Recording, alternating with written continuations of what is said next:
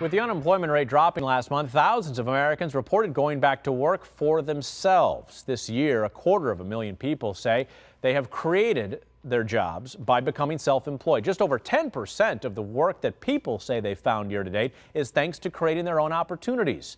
This week, we're taking a look at the freelance job market.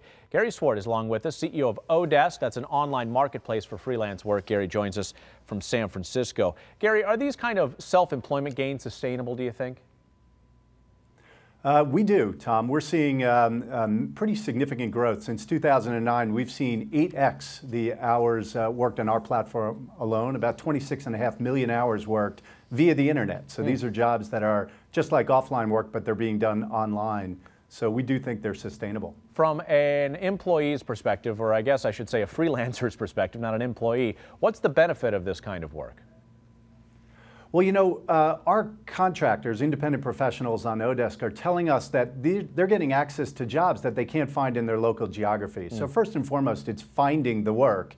And then, of course, it's the freedom and the flexibility to work on the jobs of their choosing at the time they want, and of course at the rates of their choosing as well. So really it's about freedom and boundless opportunity for these workers to get jobs they wouldn't normally have access to. Of course, the downside, no possibility of medical benefits, no retirement, 401k savings plan, no vacation time, paid vacation time. That's some real downside, though.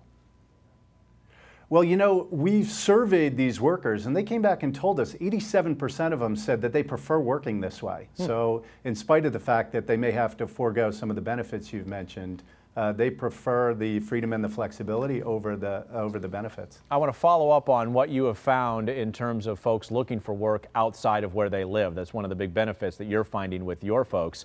Your firm matches freelancers with businesses. Is there a labor imbalance in the marketplace?